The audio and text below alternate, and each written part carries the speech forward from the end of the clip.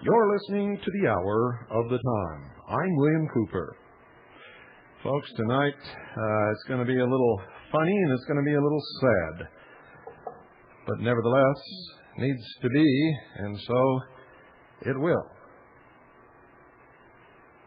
I heard from California today the 800 number for the Constitution Party was ringing literally off the wall. Hundreds of calls. So I want to assure those of you who tried calling and were not able to get through, this was the first day that the number was in service. And because of that, everybody across the United States were all trying to call. So I know that some of you were not able to get through. And those of you who did, I understand you got some information and you also expressed your joy and pleasure at being able to have a party that is not like the others and backs the Constitution and isn't a populist thing or any of these other perversions of what the Constitution should be. So that made me very happy. It made the people in California very happy. It made all of us, the founders of the Constitution Party, extremely happy. For those of you who didn't get the number, it's 1-800-932-9888. That's 1-800-932-9888.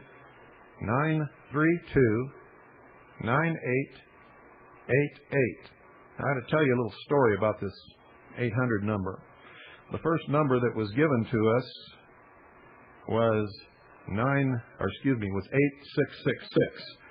And because it had that 3 sixes in there, we knew automatically that it would cause a great upheaval out there with the people who are very superstitious and inclined to fall into these traps. It was given to us by the telephone company. We had nothing to do with it, but on the basis of what we knew would happen out there in public land, or I should say sheeple land, of course not with most of the good listeners of this program, they would have gone berserk just over that 666, the phone number. So we sent it back and got a new phone number, 1-800-932-9888. That's 1-800-932-9888. If you want to write for information, write to the Constitution Party. Constitution Party. Post Office Box 7565, Beverly Hills, California, 90212. That's P.O. Box 7565, Beverly Hills, California, 90212. Well, we're going to go on a little trip into La La Land with the Woo Woo Boys tonight.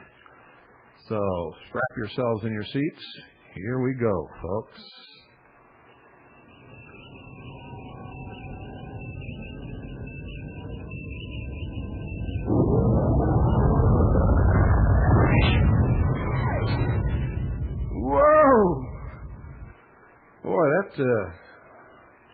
That pulled the skin back off my jowls. How about you guys? Well, we heard from the La La Land and the Woo Woo Boys today. And so I'm going to talk about that for a little bit. It's extremely important, I believe, to talk about things like this because all of you have to understand where we're at, where we're going, who's going to hold us back, who's going to oppose it, who's going to cause dissension in the ranks, who's going to try to sidetrack us on silly little issues, and who the dangerous people are. I think it's important that we talk about these things. I've been doing this for years. The first time I opened my mouth in 1976, I was attacked viciously twice. Had the side of my head caved in, and the second attack ended up losing my left leg. I've been fighting this battle for a long, long time. I think I've told you people before that I came to grips with death in Vietnam. It doesn't scare me. I'm not afraid. The police in Phoenix found that out. Not only was I not afraid, but my family was not afraid. When they gassed our room, it was horrible. Literally horrible. You cannot imagine if you've never been gassed inside of a very small, confined space. I gave my wife and daughter the choice to go out of the room. My wife refused to leave. My daughter looked up at me with eyes that I know could not see, brimming over with mucus and tears, swollen, barely able to breathe, trying valiantly to hold a wet towel over her face so that she would not be completely incapacitated. And she said, "No, Poppy, I want to stay with you." We've been in this fight for a long time. We've been lied about. We've been called every name in the book that you can possibly dream of. There isn't any name that anybody can call us that we haven't heard. There's nothing that anyone can do to us that hasn't already been done, aside from just outright killing us. We've had helicopters touch down around our house and troops deployed with guns pointed directly at our home. We have had to move, and then move again, and move, and move, and move. We've had strange people show up at our door at 2 o'clock in the morning. Some of them so whacked out and crazy that it was very difficult to sleep after that. We've had government cars parked in front of our home. We've been threatened on numerous occasions. We've had threats left on our answering machine. We've had people call, and when we answer the phone, nobody answers. And we hang up, it rings again, and there's nobody there again. We go through that drill. We've had stops put on our line where when people call us from all over the country, they're told that our number is no longer in service. All of these things have happened to us. Our lives have been threatened. We've been called anti-Semitic. We've been called race traitors to the white race. We've been called, well, everything. You name it. We've been called it. All because we're doing what we believe is the right thing to do. I'm not telling you this so that any of you will get up on your high horse and feel sorry for us. That's not the purpose of what I'm telling you. I'm telling you this to make you understand that we believe in what we're doing. Not just me, but Annie, and even little Pooh in her limited understanding of all of this. She knows more than any other child in this country. I would venture to say all the way up to the age of 21, probably. She's been traveling with me and listening to my speeches and my radio broadcasts and my practices of speeches and talks and radio broadcasts at home. And she's had many hours of talks with me since she was 1 week old. And I used to talk to her before she was born, when she was still in the womb. So this little girl has an understanding of this that many adults don't have. And she's only 4 years old. We believe in what we are doing. I sincerely believe that a nation or world of people who will not use their intelligence are no better than animals who do not have intelligence, and such people are beasts of burden and stakes on the table by choice and consent. I didn't used to believe that, and I learned that from the Illuminati. And when I look out across this country, I see that what they think about most of us is absolutely true with most of us. And I see that people profess to be patriots and profess to care about the Constitution and the Bill of Rights. And they love to complain about everything, but when it comes to action, they're just talkers. All talk, no action. Now again, I'm not talking to everyone. Those of you out there who are active and who do understand and who are fighting for freedom, you know that. There seems to be a great number of people in this country who are more concerned with how much money they have in the bank than with how much guarantees they have for their freedoms. And they don't seem to understand that without those guarantees of their freedoms in the Constitution and the Bill of Rights, without living in a free republic with sovereign rights for individuals, that they wouldn't have that money in the bank. If they lived in almost any other country on this earth, they would be much poorer than they are now, or they would be destitute, or probably would not have ever been born.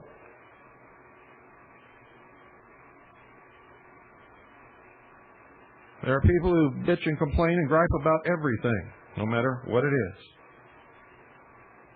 You see, I've been in this fight for a long time, and everything I've done has been criticized by someone at some time for some reason. Now, usually, it's by people who are trying to destroy the credibility that I have, or destroy my character, thinking that if they attack me and make people think that I'm some kind of a terrible person, then it changes the facts that I'm giving you. And all of a sudden, those facts aren't facts anymore, but become something that shouldn't be listened to. The other attacks come from people who've never done anything in their life, aren't doing anything now, and don't like something that I say, or a way I pronounce a word, or something that I participate in, which has been very little, because I really haven't participated in anything except this Constitution Party.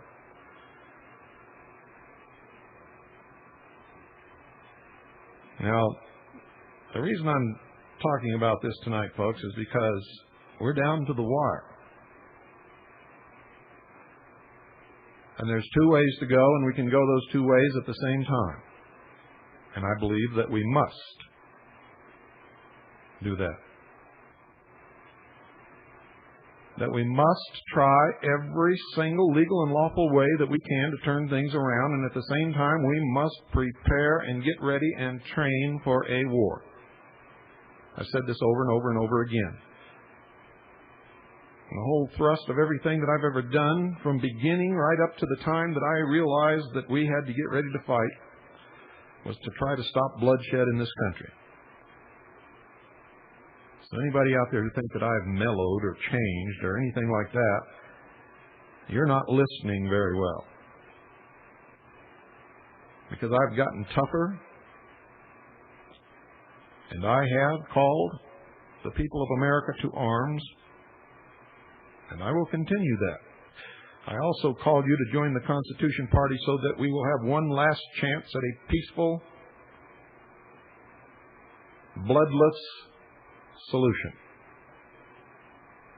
I would be absolutely irresponsible not to. And you would be irresponsible not to give it your fullest attention and your every effort. Unless you're one of these really crazy people that can't wait to kill somebody and see blood running in the streets, then we must do this. Now, so far, we've only had 2 negative phone calls here, and no negative mail yet. And tell you the truth, I expected a lot more. And those negative calls are not the reason that you're hearing this tonight. I'm gearing up for the opposition You see, because it will come. Those who will see this as a threat will attempt in every way they can to deviate us away from this path, and we must be prepared for that. One of the calls we got today was somebody who didn't think that the Constitution Party was any good because I said mandatory instead of mandatory. Well, I just laugh at that. I mean, that's a waste of time, so I didn't even listen to the rest of his message. He may have said something else constructive. I don't know. But I'm out here on the front line fighting a battle, and you want to give me a test in English. And I just ain't playing that game because I really don't care, you see. Bullets are going to be flying soon, so I really don't care if there are two N's in mandatory or one N in mandatory. It doesn't make any difference to me. The other call you're going to hear right now, because it takes the tone of all of the old BS couch potatoes that I've ever listened to in my life. You know, when Linda called off that march on Washington on September the 19th, after we had talked here, we determined that it was time to call it off. Linda had learned what she needed to learn. I learned what I needed to learn. And you have to remember, this is the intelligence service.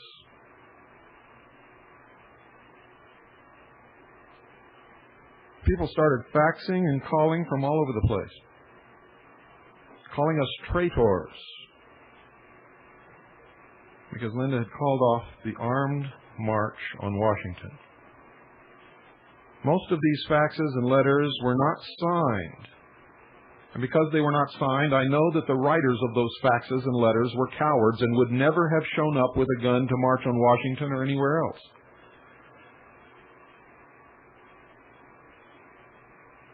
They're the people who come over for dinner and you left the beans on the stove a little too long and they got to get a big spoon and stir up the burnt stuff from the bottom so that the whole beans taste bad. You see? And Tim can tell you an awful lot about that.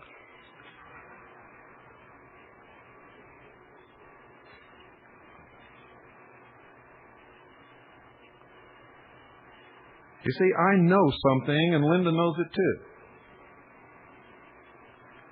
But we wanted to find out what kind of a stir this would make in government. Who would attack because she did this. And the original idea wasn't hers to begin with, but it was a good way to test the opposition. And what we found out was it scared the hell out of them. They held troops back from deployment. They brought in troops around the Washington, D.C. area, preparing. All kinds of things were happening. In the Patriot movement,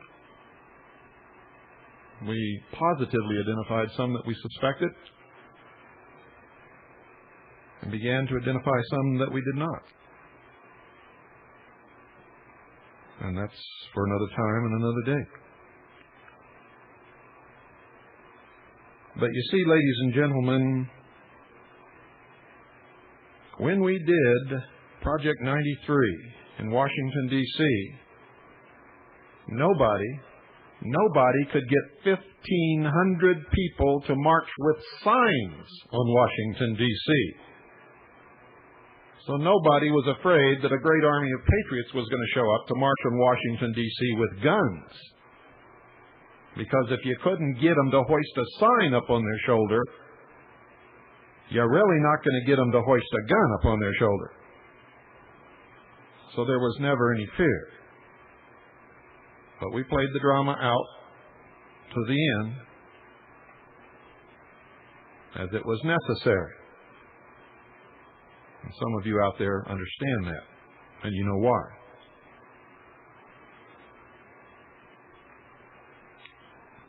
Linda took a lot of flack from a lot of couch potatoes who've never done anything in their life. And I want to tell you something else. Just because Linda called off a march on Washington on September 19th doesn't mean that all you brave couch potatoes that criticized her and called her names and came down on her and down on me because she called it off can't march on Washington with your weapons all by your little selves. In fact, why don't you all get together, get your guns, and start your march? Personally, I think you're all a bunch of miserable little cowards and never would have showed up in the beginning, and you're sure not going to march without Linda to lead you, because without Linda, you're nothing. She has more guts than all of you put together. And that's the truth. And if you don't believe me, you watch on September 19th and see how many of you lily-livered warmongers muster with guns and march.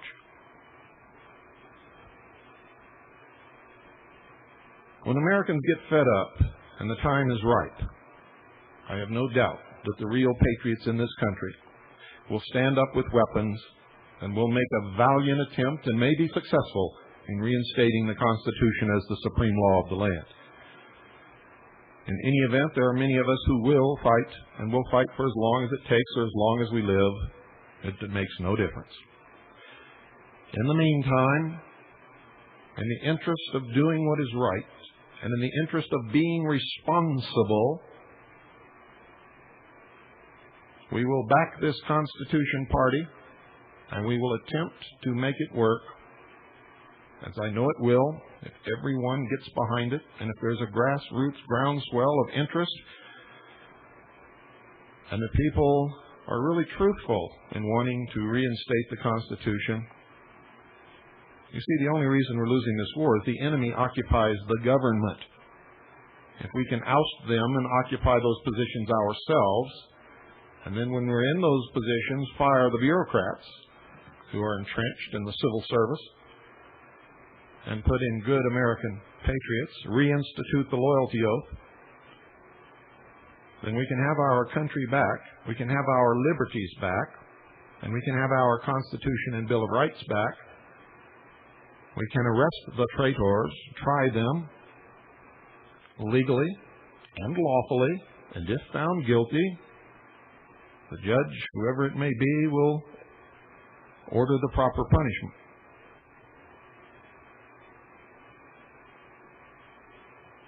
I don't want to and have never wanted to see blood run in the streets of America. However, if it comes to that, I will be in the forefront, as I've always been out in front leading, as I've always been out in front sticking my neck over the cliff while the rest of you have hovered back and hid behind the trees or in your closets. I will be out in front when it comes to war. And I will probably be one of the first to fall because of that, and I don't care. But we are down to the wire. With the passage of this crime bill, a police state was instituted, one that will make Hitler's Gestapo look like a bunch of Sunday school children in the park. You haven't read the crime bill yet. Neither has your congressman. Neither has your senator. They voted on it and passed it, and none of them even had a copy. None of them had read it. That's how far gone we are. All of them were saying that the people in their district were demanding that they pass a crime bill. It was a lie. Every poll taken across this nation said that Americans did not want the crime bill.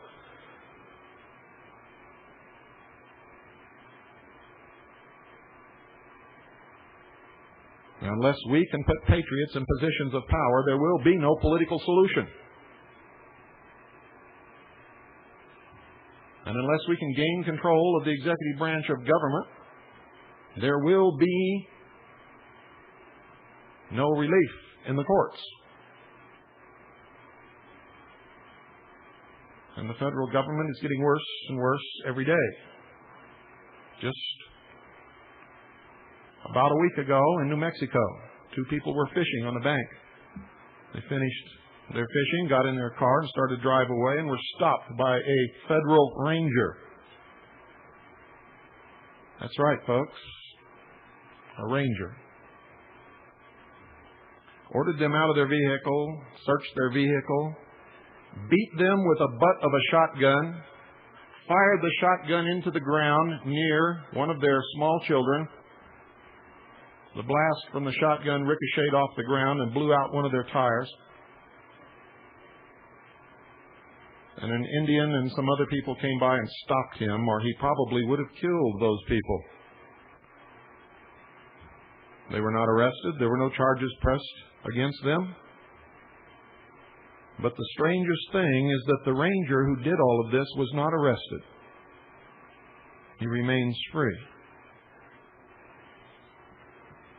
And if I can get all the newspaper articles, I'll read those to you tomorrow night.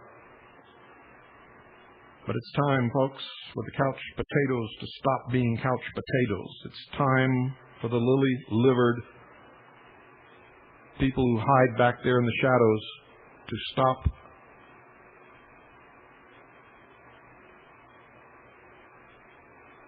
their attacks upon those of us who are out here leading the fight. If you were out here leading the fight with me, it wouldn't bother me, because I would have a lot of respect for you. And if you had a legitimate gripe with me, I certainly would want to listen to it.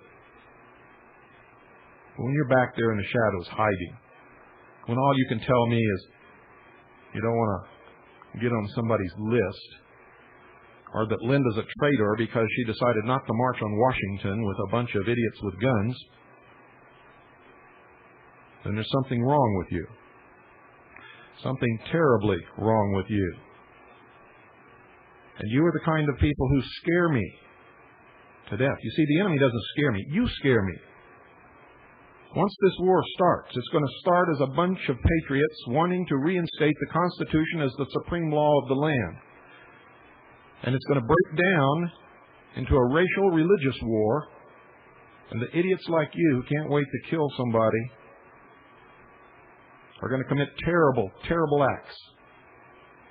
I know this because I saw what happened in Vietnam when troops, disciplined under the command of officers, committed terrible atrocities simply because they could get away with it, and for no other reason. One man I knew in Vietnam by day walked around preaching the Bible to everyone, and by night he killed everything that walked, talked, crawled, quacked, squawked, squealed, or cried. I know what's coming. Most of you don't have the slightest idea. And some of you stinking little Rambos that can't wait for it to start so that you can get some blood on your hands and a notch on your gun are more dangerous than any New World Order.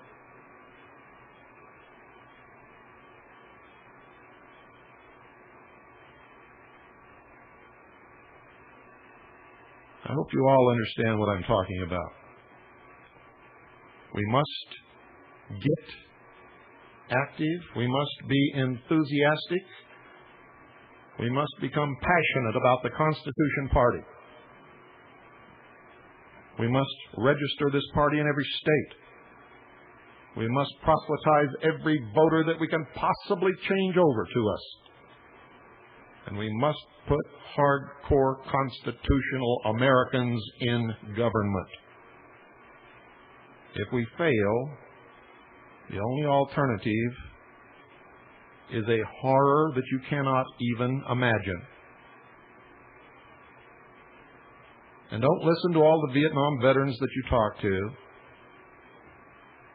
because out of the millions of men who went to Vietnam and women, only a very small percentage actually participated in real combat. Most so-called combat veterans can be spotted by a real combat veteran in 10 seconds, but if you've never been in combat, you'll sit there and listen to their stories all night, not realizing that they're all made up. Make sure that when you talk to a Vietnam veteran about the war, if he even wants to talk about the war, and most of us don't really like to talk about it at all,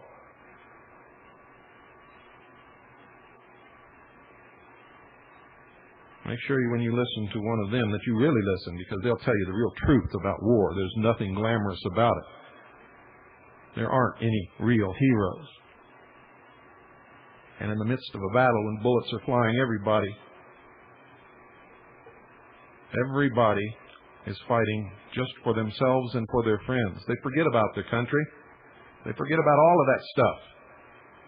They fight to stay alive. They fight for themselves and for their friends.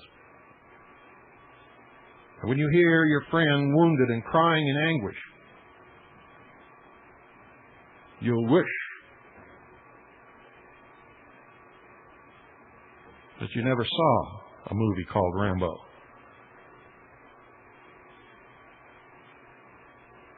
Sly Stallone's probably a real good guy, but he makes cruddy movies.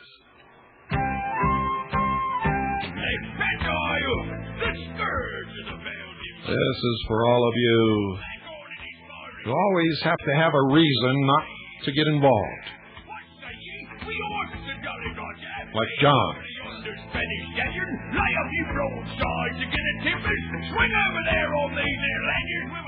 This is what happened when me and Ferris wanted to go out on Lyman Lake and become pirates. I don't like it. You don't like it? I don't like it, and I don't want to do it. It's tacky. And don't look at me that way. Well, if you don't like it, what do you want?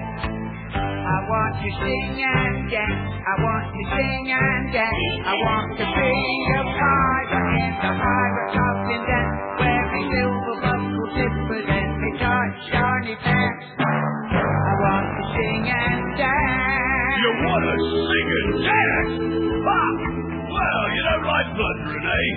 Shiver me timbers, how about treasuring, huh? Rubies and emeralds, pearls and gold doubloons, British sovereigns, silver chalices encrusted with diamonds and jewels, necklaces and bracelets of every shape and size, fit for the crown heads of Europe, eh? And all buried in a pirate's chest, and I just happen to know where. How about that? It's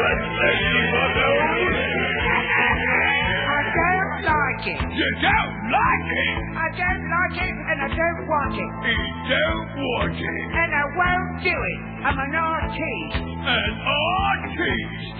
Well, Mr. Artiste, what do you want? I want to sing and dance. I want to sing and dance. I want to be a pirate in the pirate up and dance, wearing silver buckle slippers and me tight shiny pants. I want to sing and dance. Listen here! This ain't no floating Gilbert and Sullivan show, you know, with some little flitting tinkerbell. This here be a black-hearted pirate ship, and it would have your keel on if you were my own flesh and blood, you little twit. So you don't like plundering, eh? I don't like it. And you don't want no treasuring, huh? I don't want it. And you probably don't want no grogging and reveling and winching and rumming either, I suppose. Well, deep down, you want to know the truth? It's not me. I don't want it. Well, what do you want? As if I didn't already bleeding know. I want to sing and dance and... I know, away you tight little shiny pants. Okay, we'll all sing and dance. I said we'll all sing and dance. But you'll walk the plank. 1, 2, 3. I want to sing and dance. I want to sing and dance. I want to be a pirate in the pirate house and dance. I like it. I like it. I'm better like it my own son. I thought you would. I want to sing and dance. Sing men on a gentleman's set. Young row and a bottle of rum. I don't like rum. You don't like rum? Well, no, actually, I might like a little Perrier with a lime in it. A little Perrier with a lime in it. He wants a lime in it. Well, do you have any escargot? Escargot what? What's the soup today? Soup? Might have a bit of a salad, too. Well, how about a bleeding finger bone? Maybe a croissant. Folks, the hour of the time is brought to you by Swiss America Trading. Now, when I was in deep trouble down in Phoenix, Swiss America Trading was right there with me. In fact, Gene Miller was in the room when the police barged through the door and arrested me. And you heard his testimony earlier this week about that. Or was it last week? I forget now. But anyway, they were there. You see, I could count on them. They purchased commercial time on this program. They were not under any obligation to help me or to show up there or to send $800 down to pay my bond the next morning at all. But they were there. They're there for you too. They specialize in non-reportable, non-confiscatable hard assets, the kind of hard assets that we're all going to need in the coming months and years. It doesn't mean that they'll always be non-confiscatable, because they can issue a decree at any time, banning anything, for any reason, in this new police state. But no matter what they do, there will always be an underground market, and gold and silver will always reign as king and queen on that market. Throughout the history of the world, it's the only thing that people have ever, always really recognized as money, and that has never, ever lost its value. You can buy the same amount of produce or consumables today that you could 150 years ago with the same amount of gold.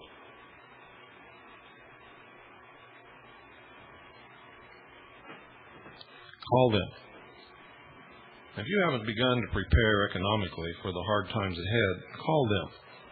And if you don't want to call them, call somebody. But if you get real worth, real value from this program, the Hour of the Time, then I hope that you would be as loyal to them as they were to me when I needed them.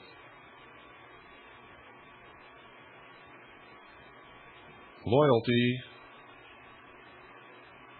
is a great attribute. It's what keeps me broadcasting every night. It's what keeps me fighting. Loyalty to God, loyalty to the Constitution, the Bill of Rights, loyalty to my family. And I can't say loyalty to the American people, because most of them are sheeple. But definitely I can say loyalty to those good, smart, awake patriots who I know will be standing there with me when the chips are down. That I know will get behind this Constitution Party and make it work all across this country. The number of calls that they received in California today was unbelievable. And if you called and couldn't get through, call again tomorrow. But start preparing now, folks. Call Swiss America Trading.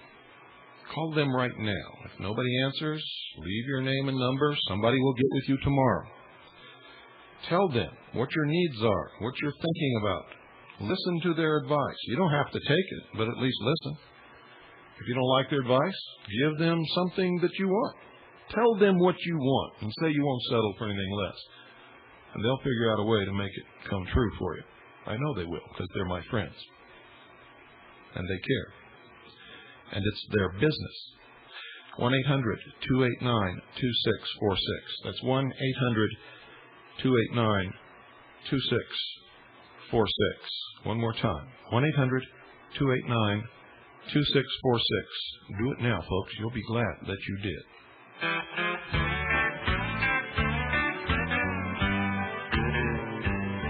Well, the music business been good to me. I had gold records and been on TV, but mostly I've just tried to make folks laugh so far. See, those of us who live out here in the West know that your march on Washington wouldn't have worked, folks, because you didn't have a hat. Country hunk record star. Well, I went right out and bought a Cadillac, wire wheels all around, one on the back. I bought a flat top guitar and learned a few chords from the shed. And then I went right out and bought some skin-tight jeans. I thought I'd thought of everything, but my manager said, "Hold it, son, you ain't ready yet." He said, "You gotta have a hat, great big hat. If you're gonna be a country hunk, a hat wear is that." He said, "I ain't kidding. This ain't just Oakland. Look at straight, black, crook, man, shelter, yokel if you wanna gonna be a country home. You gotta have a hat.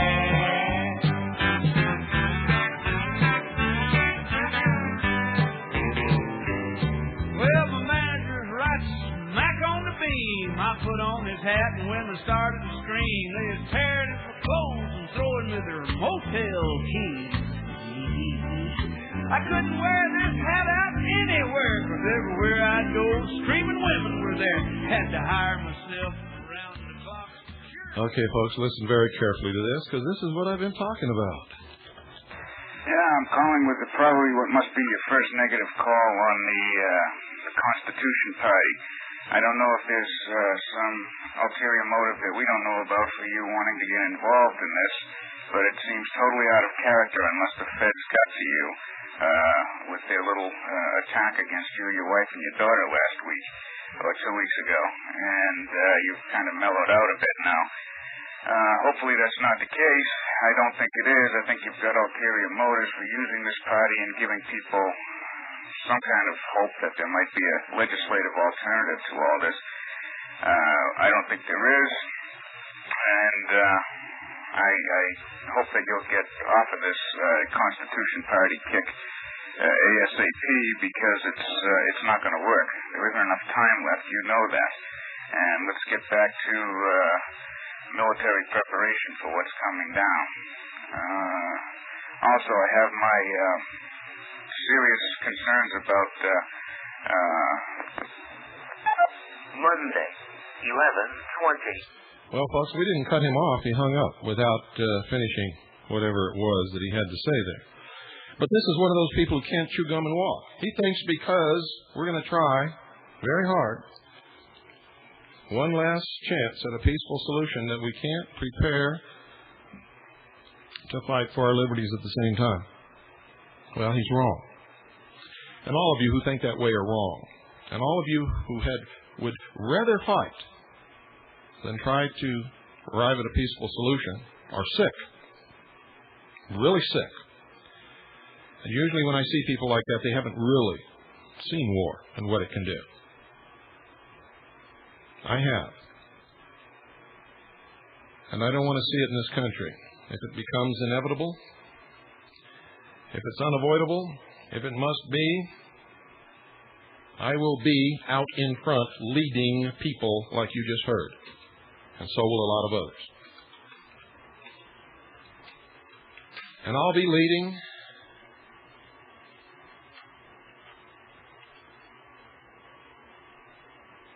for a long time, as long as I last.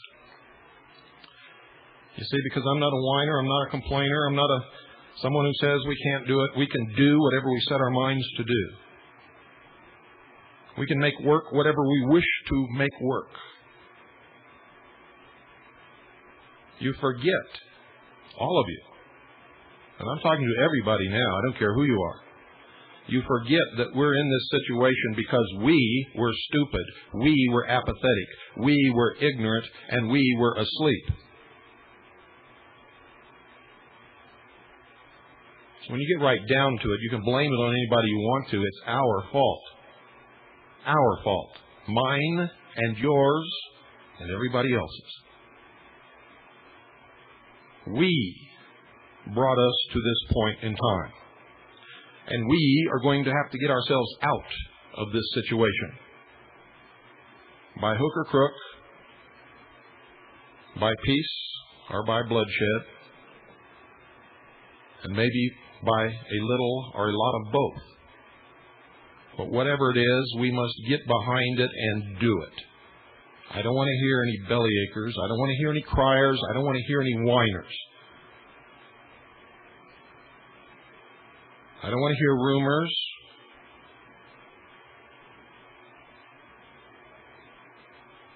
I don't want criticism from couch potatoes. My butt is out here on the line. It's been out here for years. I have suffered physically, financially.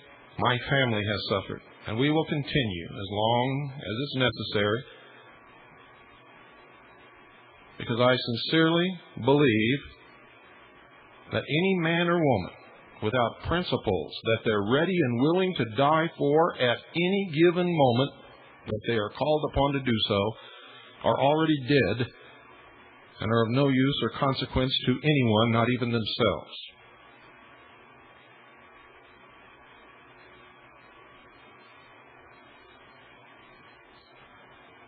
I want to see you people get out of your closets, get out from under your covers, stop hiding behind the bushes, get out here with us, stick your butt out on the line, and get active. Get in this fight, because if you don't, we're going to lose it. Get in the Constitution Party, back it, become active, work at it, volunteer your services,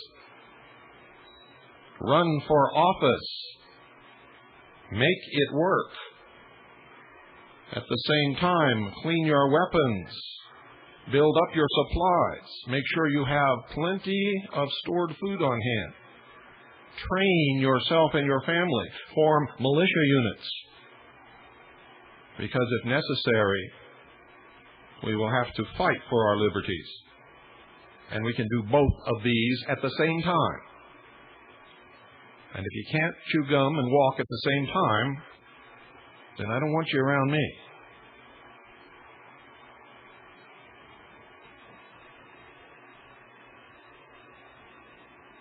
I'm sick and tired of being second guessed. I'm tired of getting criticism from people whose name nobody knows and hasn't done a damn thing in their life for anybody but themselves. And I really don't give a damn what you think about that statement or about me. You know me, I'm up front. Nobody ever has to guess about what I'm thinking about or where I stand or what my loyalties are or whether or not I'll fight. I've already been in a war. I have several medals with V for valor attached to them. I fought on a patrol boat in the middle of a river in the middle of the night, where there were no trees to hide behind, and the deck we stood on wasn't soft enough to dig a foxhole in it.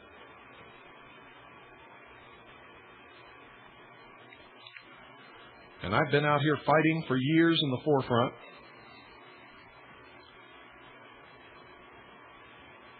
So don't ever question, don't ever, in your wildest dreams, question my loyalties or my willingness to fight. Because I was fighting before most of you ever even dreamed that there was anything to fight about.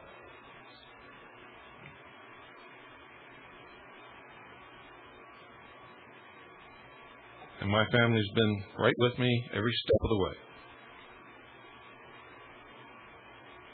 And I might add, some very good friends.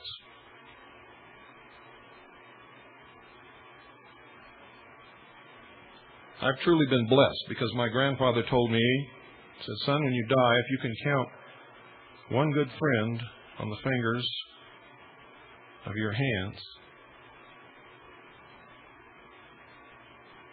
then you've done good. And if when you die, you don't have any enemies, then you never did anything right. So I've been blessed. I can count more than one good friend on the fingers of my hands. I'm not going to tell you how many, but quite a few more. And I got plenty of enemies. Now, how many of you can say that? How many of you live your lives doing everything that you can not to make any enemies? Oh, I can't say that. Somebody might not like it. Oh, if I get involved in that, my friends will leave me. Don't you understand that if they would leave you, that they're not your friends to begin with? You're worried about the wrong people. It's the ones who stick with you that are important, that are truly your friends. Oh, we got about 5 minutes and somebody's on the line. Let's hear what they have to say. Good evening, you're on the air. Yes, hi, Bill. This is Jenny. How are you? Hi, Jenny. Hi. There's a little delayed reaction, I guess, from my speaker. But I totally agree with you. You know, if they're not really a friend and not really there with you through the tough times, you don't need them anyways. I'm totally behind the Constitutional Party, and I really want to see the men of this nation rise up and get prepared for both. If we can take the country back legally as we, grease our guns, so be it. Let's do it. But I want to see the guys get a balance on what's going on out there and not running around half-cocked like a bunch of bozos ready to just shoot moves, but yet still be trained. I love the way you put it. Isn't it strange that men were criticizing Linda Thompson for having more guts than most men have? Well, I like to say it like this. I don't really think a man would criticize. Oh, but they have. Well, they may be in a man's body, but a real man. Oh, I get what you're saying. Spirit would not criticize something so protective of the family unit and of this country. Yeah, you're correct. I understand what you're getting at now. Yes, you're right. Well, God bless you, and I'm for the Constitutional Party. I just have one little thing I want to say, and hopefully it'll get, you'll consider it. Go ahead. Excuse me, several years ago to put me on national TV and on all sorts of different shows because of my experience with abortion personally. And I got very politically involved in that area, too, because of what God dealt with me on. Coming full circle through the experience several times. Mm-hmm. And He's used me in powerful ways that way. And one thing, when I replayed your tape from recording the Constitutional Party's stands the other day, I listened to it today, and it would almost be better, I think, if it's not even mentioned, because the Constitution, if I read it correctly, is always on the side of the innocent, especially children victims. Whether they're born or unborn is how I see that in the Constitution. And I just thought I'd throw that on the table and let you chew on it. I hope that you will rechew that thing and see what you come up with, because our tax dollars shouldn't go for it. A woman should have her right, as I had at one time gone through that experience personally. But I'll tell you what, I was wrong. Yeah, but that's your choice to make. Right, but the Constitution's behind the victim and the innocent people as well, is it not? Well, the Constitution protects rights. It does not make moral judgments.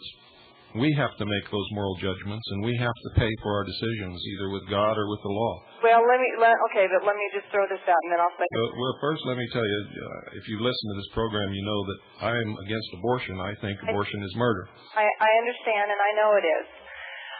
Being a participant in it directly, I understand it real well. But what I'm saying is, if I draw a line and I'm on one side and you're on the other, correct? And I stand on my side of the line and I turn and I twirl with my fist sticking out just as much as I want, I'm okay. But when I get closer and closer to that line and then I finally strike another human being, then I've crossed the line from moral to actually, affecting other people. Yeah, but you don't understand. That has to be decided on a local level. It is not the United States government's business to legislate morals. Well, I understand. I agree with that. And that's what we stand for. If you, in your little town, your community, or your county, or your state want to legislate against abortion, that's your business because you people live there. And that's the constitutional way. But it is not the government's business to tell any of us how to live our lives as long as we're within the law. I totally agree with you. I totally see what you're saying. Keep up the good work. Thank you. Bye. Good night. Yeah, folks, we're not for abortion. Neither are we taking any stand for or against it except on a personal level, and that's as it should be. The government has no business dictating morals to anyone. When the government gets in the business of dictating morals, you better watch out, because the government is going to become a state religion very quickly. And that's where they're headed, in case you hadn't realized that. Good evening, you're on the air. Hi, Bill. Yeah, did you just burp? No. Just joking. Oh, I didn't. My name is Todd. I'm calling from Minnesota. Todd, can you quit squeezing your phone or whatever you're doing? Oh, yeah, it does make a lot of noise. It could be my whiskers rubbing up against it, too. Whatever. We're almost out of time. I realize that. I just wanted to call to say that I was one of those people who supported Linda and what she was going to do, and I was frustrated to the point thinking that politics didn't work. And I did contact the Constitution Party today. Great. And volunteered every effort that I can do. Now, I'm certainly ready for whatever might happen whichever way it might go, and I hope that doesn't qualify me as a Rambo. No, because I'm ready too. But I don't want to see it happen. No, I would. That's the last thing I want to see happen. Rambo's looking forward to it. He can't wait to dip his knife in somebody's guts and stick it around and get some blood on it. Well, I just, I was at the end of my rope with the political game, and I guess I thought that what Linda was saying needed to be said at that time, and if need be, maybe needed to be done too. Yes. Well, that's but there could not be allowed any march by patriots on the city of Washington. They would have been totally destroyed. Absolutely. And right now, over in Bosnia, in fact, you'll see it in one of the magazines. I forget which one it is, but the Muslims were just marching across the open, attacking machine guns, and they were mowed down by the thousands. Well, I don't want to see that happen here. I don't either. If we fight a war, it's going to have to be a guerrilla war. That's right. All right. Well, I thank you, and you do a great service to us, sir. Thank you. All right. Bye-bye. Bye. Well, folks, I think it's that time, whatever time that happens to be, and I want you to listen. Oh, by the way, folks, the movie Rambo was not... Well, you got the characters mixed up, see? Because Lieutenant Colonel James Bo Grice is a lieutenant colonel. He was the commander who instigated these things, you see. He was not Rambo. Rambo was an enlisted man who suffered from post-traumatic delayed stress syndrome, Vietnam. And if you watch the movies, you'll see who Colonel Grice was. Colonel Grice was the guy that was always screwing Rambo.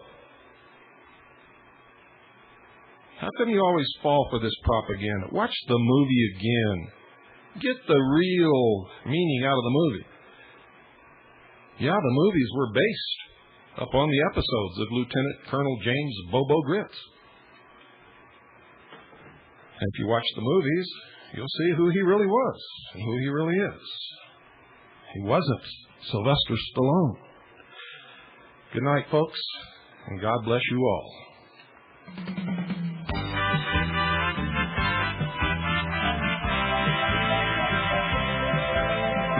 I got a letter from the IRS inviting me to be their guest at an audit they were conducting just for me. They said no need to worry, probably nothing wrong. Just bring your wife and children along. We just need to clear up a small technicality. Now the only problem with an audit is my wife Juanita and our 14 kids, friends, you cannot believe the refunds they have been worth. But it was years ago that I got this idea. I bought